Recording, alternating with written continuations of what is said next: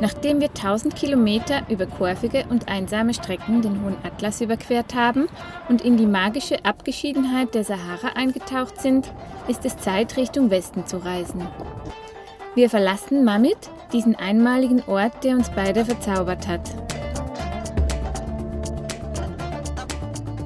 Stundenlang genießen wir einmal mehr die eindrückliche Landschaft und die einsamen Straßen, was uns das Ankommen in der geschäftigen Stadt Tata etwas erleichtert.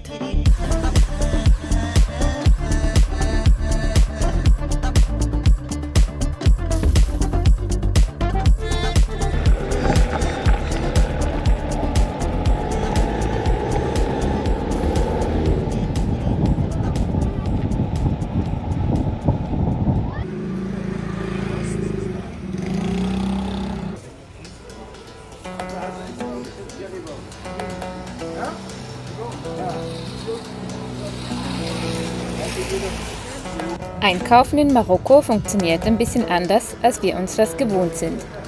Einen Supermarkt sucht man hier vergebens, beziehungsweise gibt es diese meist nur in der Großstadt. Hier geht man auf den Markt, wo es eine große Auswahl an Gemüse, Obst und anderen Leckereien gibt.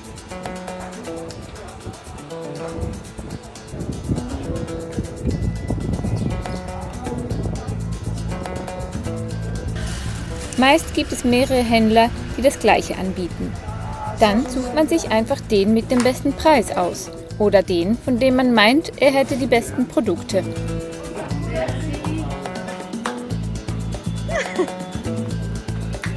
Das meiste wird hier noch frisch von Hand zubereitet und manchmal darf man sogar dabei zuschauen.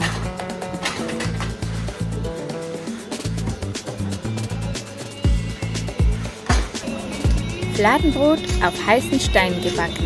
Das Beste, was wir je gegessen haben.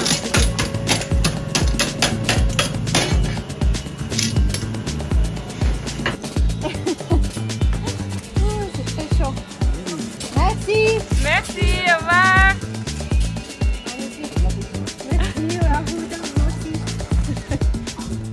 Heute gibt es Menü Spezial. Wir waren auf dem Markt und haben lecker Gemüse und leckere Zutaten gekauft. Und jetzt versuche ich einen Eintopf zu machen mit ein bisschen Fleisch drin. Das wir zum ersten Mal uns getraut haben zu kaufen auf dem Markt.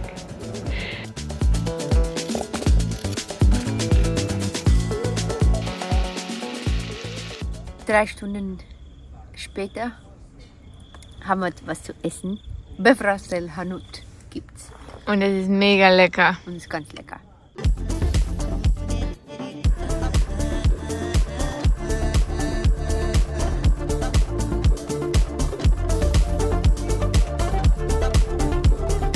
Nach 2 erholsamen Tagen in Tata fahren wir weiter in den Anti-Atlas Richtung Tafraout.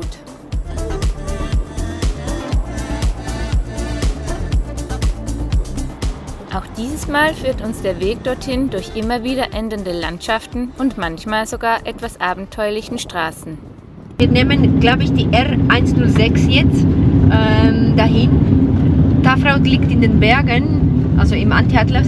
Und somit haben wir auch eine Bergstraße, die wir fahren.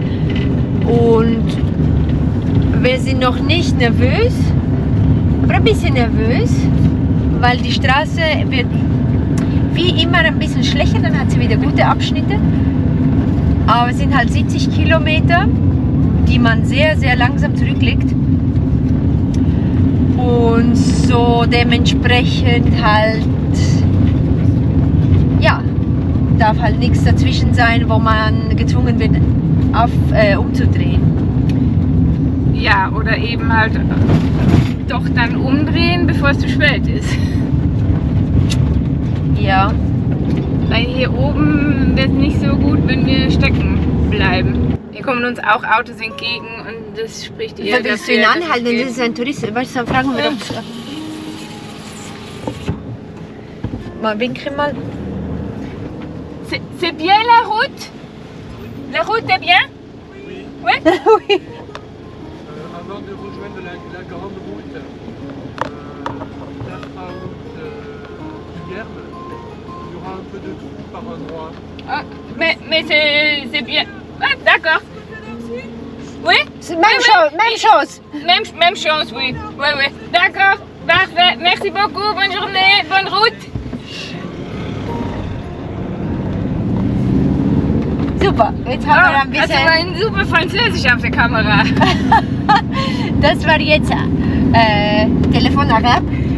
Und zwar, genau, wenn man halt auf dem Weg jemand fragt, wo die Kamele sind, heißt das. Aber wir haben jetzt nicht gefragt, wo die Kamele sind, sondern wo die Löcher sind. Genau. Ob die Straße fahrbar ist. Beziehungsweise ob die Straße gut ist, und die haben uns jetzt beruhigt. Wir sind auch nur mit dem Auto normal unterwegs. Haben gemeint, es geht ab und zu, hat es Löcher. Ja, so wie hier halt. Ja, bin ich jetzt beruhigt.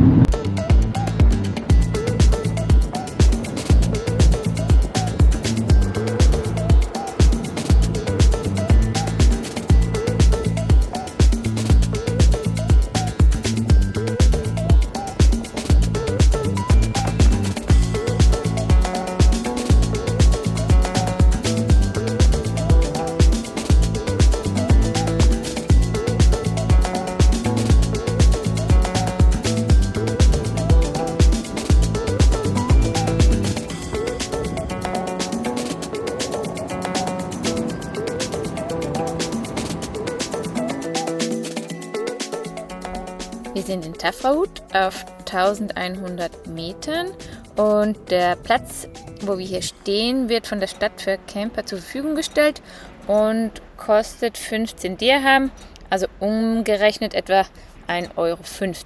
Dafür, glaube ich, kommen hier aber ständig irgendwelche Händler vorbei, die was verkaufen wollen. Ich glaube, da vorne ist wieder einer auf dem Fahrrad. Vielleicht bringt er Brot. Das wäre gar nicht schlecht, wir haben nämlich kein Brot mehr. Machen wir nicht extra noch heute in die Stadt zu gehen. Da kommt er. Ah, hört ihr, Macaron, Patisserie. Die Wanderung zu den blauen Steinen dürfe man sich nicht entgehen lassen, hieß es. Also haben wir uns auf den Weg gemacht.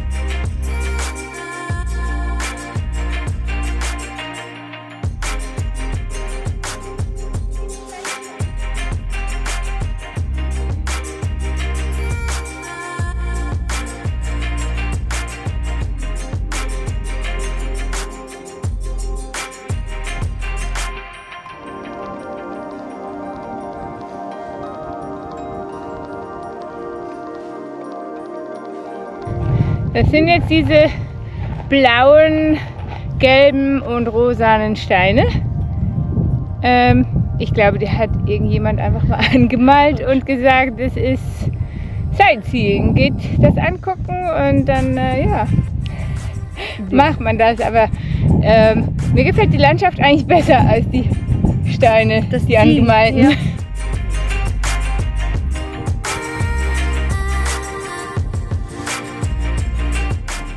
Die Granitblöcke hat ein belgischer Künstler 1984 blau angemalt.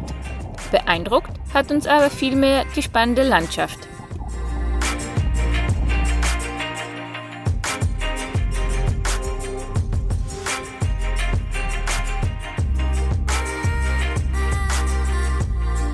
Es wird immer besser.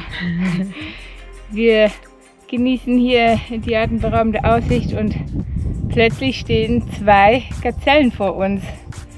Es ist unglaublich, wie auf Safari, Ja, oder? Wie auf Safari.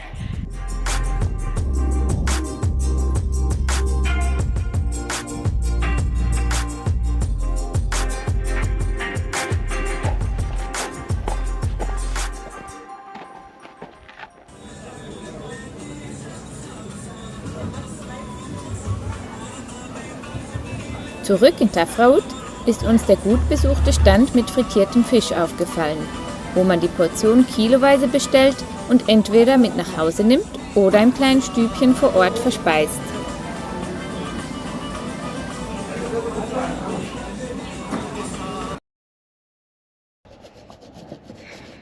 Willst du uns was erzählen, Melinda? Ja, heute bin ich vielleicht in der Lage, darüber zu sprechen. Die ganze Markise ist kaputt. Gebrochen? Ja, genau, ist abgebrochen. Ein einziger Windstoß aus dem Nichts fast kam und hat sie einfach über das Auto rübergeklappt. Auf der anderen Seite so runter gekratzt. Hat ein paar leichte Kratzer, aber nicht allzu fest. Das Einzige, was jetzt ist, hier auf dem Dach gibt es solche T-Stücke, solche Halterungen, wo man einen Dachträger ranschrauben könnte oder eben eine Dachmarkise. Und die sind jetzt irgendwie verbogen. Hier hat das wirklich aufgedrückt oder aufgerissen. Den gibt es auf jeder Seite 4 Stück.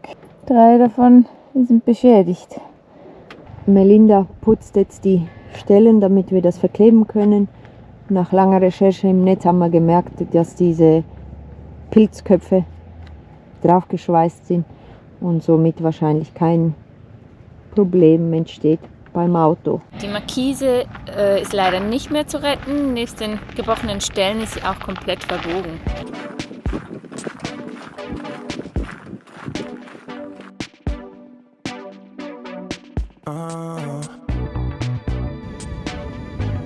Im nächsten Video erkunden wir die Atlantikküste, werfen unsere kulinarischen Vorsichtsmaßnahmen über Bord und entdecken die besten Surfspots Marokkos. Wir freuen uns, wenn ihr auch beim nächsten Mal wieder dabei seid.